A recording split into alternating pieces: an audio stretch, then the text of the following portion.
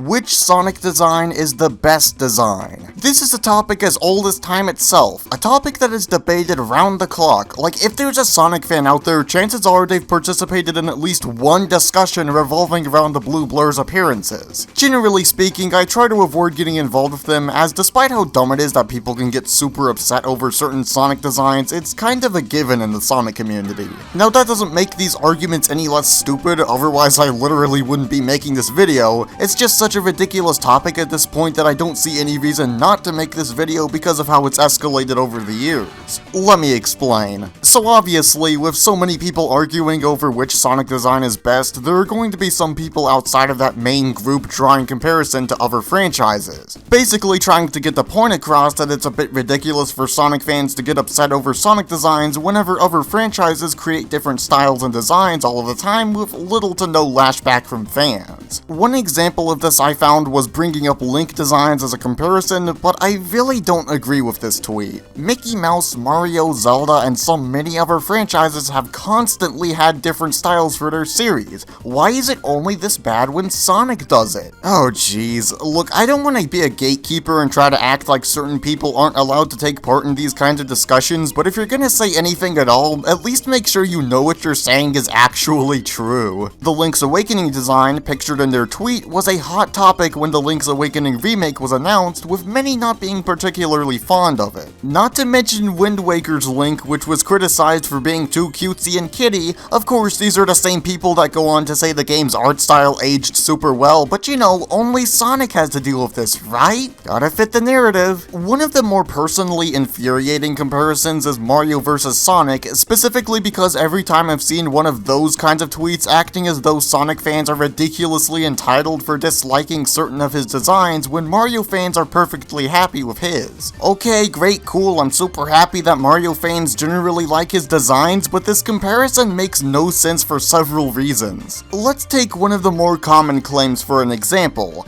Mario fans see any Mario design and go, yup, that's Mario, but Sonic fans see a Sonic design where nothing has changed except his shoe size and claim they ruined Sonic. Do you understand what's wrong with thinking like this? Let me break it down. So Mario has stayed mostly the same with his designs, having no major additions or changes in any of them. Now I'm talking specifically about his in-game designs because it's important to separate promotional designs from the in-game designs, as with older games the differences can be a lot more jarring. Take, for example, Mega Man on NES, which is infamous for its incredibly bad box art design that barely looks anything close to the Mega Man we know in the games. His yellow body armor pieces, the Mega Buster being a generic-looking space gun, and that dumb look on his face combined make it abundantly clear that whoever designed the box art has probably never seen Mega Man before. The same can be said for Mario, but to a lesser extent. In the Mario Bros. Arcade promo art, Mario and Luigi resemble generic plumbers more than anything else, though I believe this was before Mario was officially Mario. Do correct me if I'm wrong though. In SMB1's promotional artwork, Mario is definitely closer to the Mario we're familiar with now, but a bit chubbier and with a differently colored shirt and overalls. When it came to SMB2 USA, Mario's in-game design became what we know Mario to look like today, of course in a much more simplistic form, with the game's promo art following closely behind, still resembling the original game's promo art. Going forward, the promo art would continue to jump between the original design and SMB3's updated version with the TV show and future games. Generally speaking, the designs didn't stray too far off from the source material, which is part of what made Mario such a simple yet iconic character design. Now believe me, Sonic is a similar case, as he started off this way, but as he made his transition into 3D, a different design was made to better fit the direction that Sonic Adventure was going in,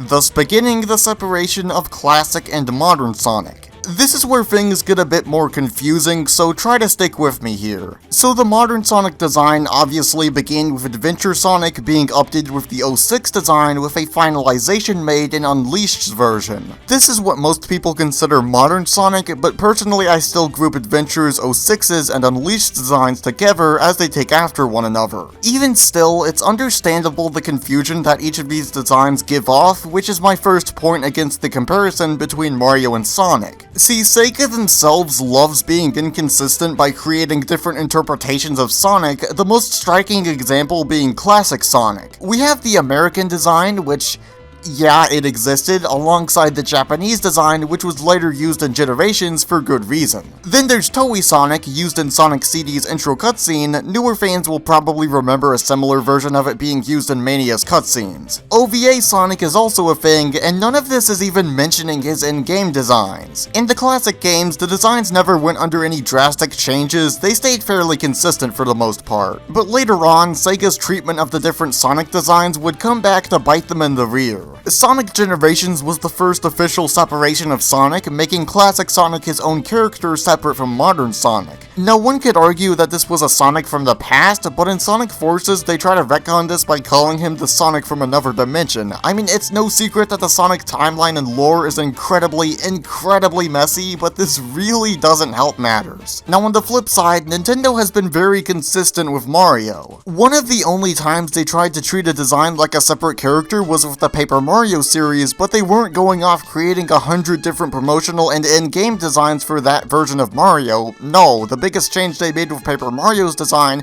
was giving him a fake white outline to further emphasize the paper aspect of his character. I think this is where the confusion with Sonic designs spiral from. Many people see the countless interpretations of Sonic's designs and assume that they're meant to be different designs altogether when they're simply just that, interpretations. Classic Sonic's Japanese design is what's essentially the official classic Sonic design, with the others being one-off interpretations. Interpretations that further divide the fanbase, some liking Adventure Sonic, others preferring Modern Sonic, Classic Sonic, Movie Sonic. There's really no general consensus with Sonic, and it's all because of Sega's inconsistency. This isn't to say that Sega is the only company doing stuff like this. Heck, a pretty recent example of design debates going on would be with the Pokemon Diamond and Pearl remakes, as its art style triggered a similar reaction as with Link's Awakening. But I feel like Sega/Sonic team is more notorious for this because of the constant changes the series goes through from one game to the next. Sonic Generations was a decent blend of the classic 2D gameplay and had some of the best boost gameplay in the series, but they decided to experiment with the next 3D entry to very mixed reception. Then of course we have the plethora of other Sonic styles, classic, adventure, heroes, and the spin-offs, etc. I don't want to sound like a broken record though, so I think I'll close out the video by asking, what do you think about the Sonic designs arguments? How about the Sonic designs themselves? Let me know your thoughts, and if you have any suggestions for future Sonic content, let me know in the comments. It's Wisp, thank you so much for watching, consider subscribing if you enjoyed this video, and I'll see you all in the next one.